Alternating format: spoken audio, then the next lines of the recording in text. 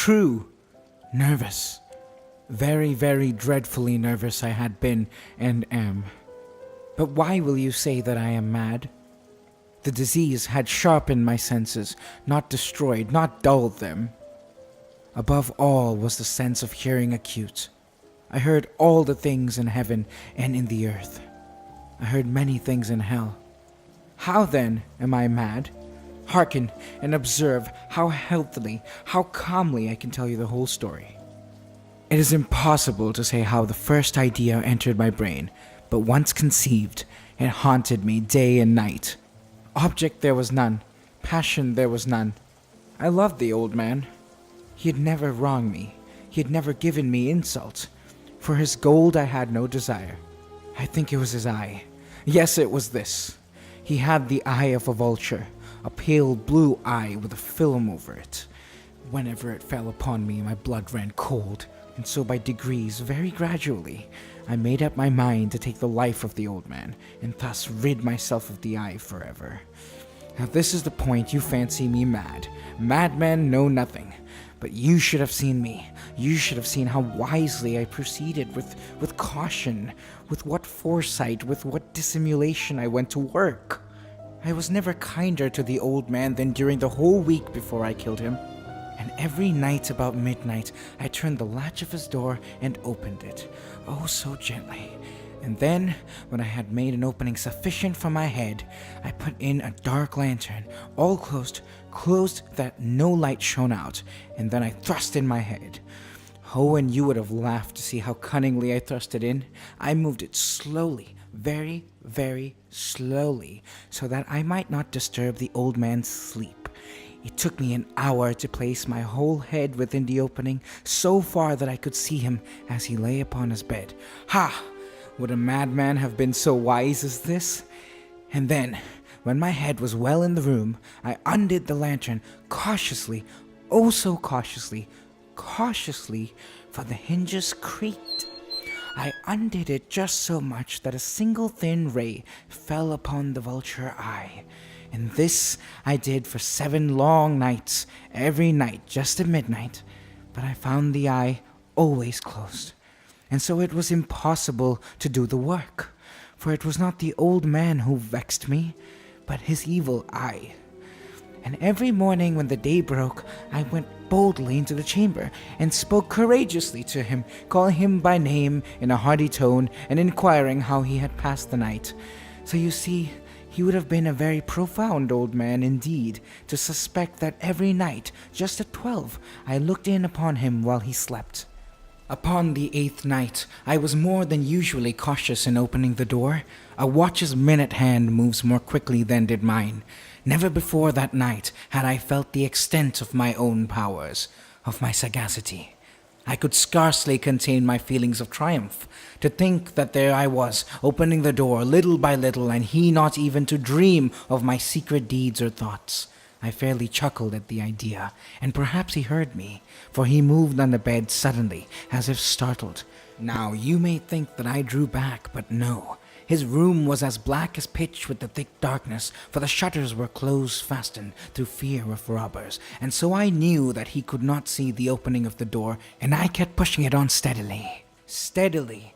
I had my head in, and was about to open the lantern, when my thumb slipped upon the tin fastening, and the old man sprang up in bed, crying out, "Who's there?"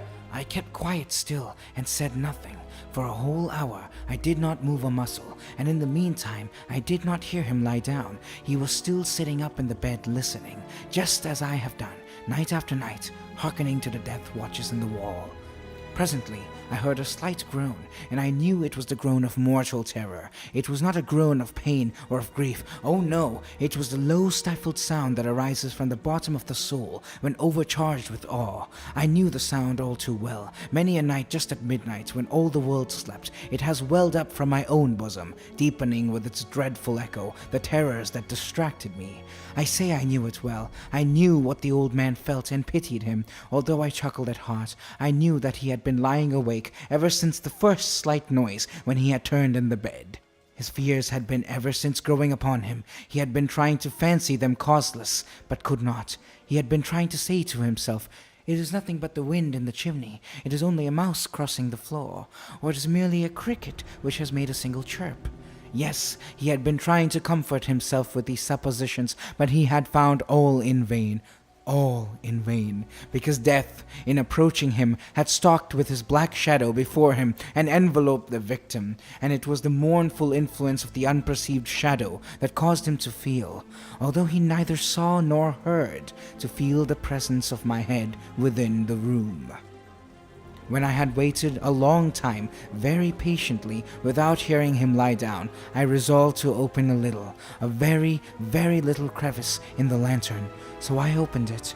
You cannot imagine how stealthily until at length a simple dim ray, like the thread of the spider, shot from out the crevice and fell upon the vulture eye. It was open, wide open, and I grew furious as I gazed upon it.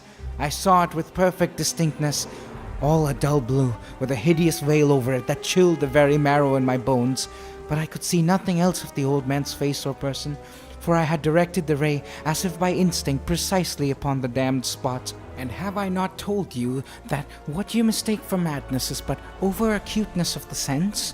Now, I say, there came to my ears a low, dull, quick sound, such as a watch makes when enveloped in cotton. I knew that sound well, too. It was the beating of the old man's heart. It increased my fury as the beating of a drum stimulates the soldier into courage. But even yet, I refrained and kept still. I scarcely breathed. I held the lantern motionless. I tried how steadily I could maintain the ray upon the eye.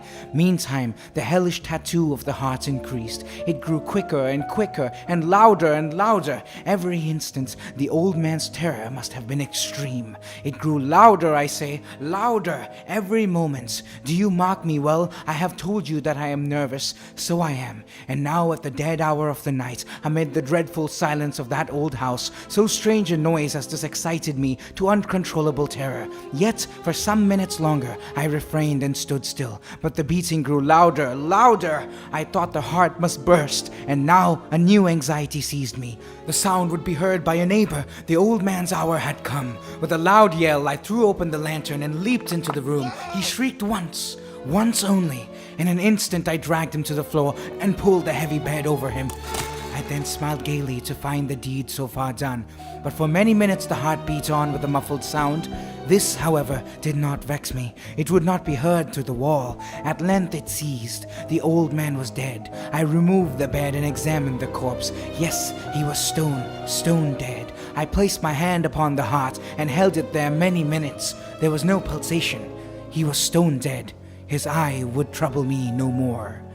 If still you think me mad, you will think so no longer when I describe the wise precautions I took for the concealment of the body. The night waned, and I worked hastily, but in silence. First of all, I dismembered the corpse. I cut off the head and the arms and the legs. I then took up 3 planks from the flooring of the chamber and deposited all between the scantlings. I then replaced the boards so cleverly, so cunningly, that no human eye, not even his, could have detected anything wrong. There was nothing to wash out, no stain of any kind, no blood spots whatever.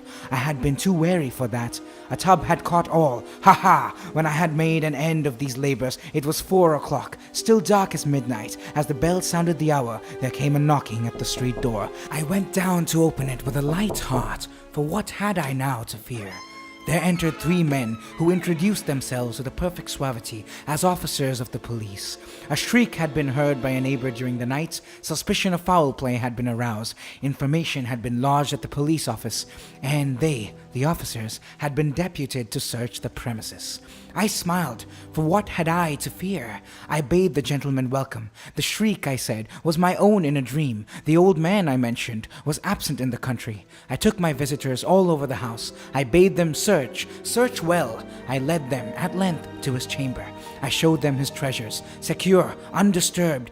In the enthusiasm of my confidence, I brought chairs into the room and desired them here to rest from their fatigues, while I myself, in the wild audacity of my perfect triumph, placed my own seats upon the very spot beneath which reposed the corpse of the victim. The officers were satisfied. My manner had convinced them. I was singularly at ease. They sat, and while I answered cheerily, they chatted of familiar things. But ere long I felt myself getting pale and wished them gone. My head ached, and I fancied a ringing in my ears. But still, they sat and still chatted. The ringing became more distinct. It continued and became more distinct. I talked more freely to get rid of the feeling, but it continued and gained definitiveness until, at length, I found that the noise was not within my ear.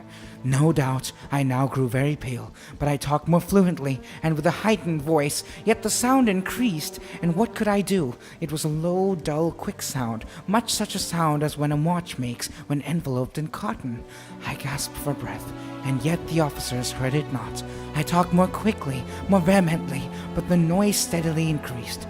I arose and argued about trifles in a high key and with violent gesticulations, but the noise steadily increased. Why would they not be gone?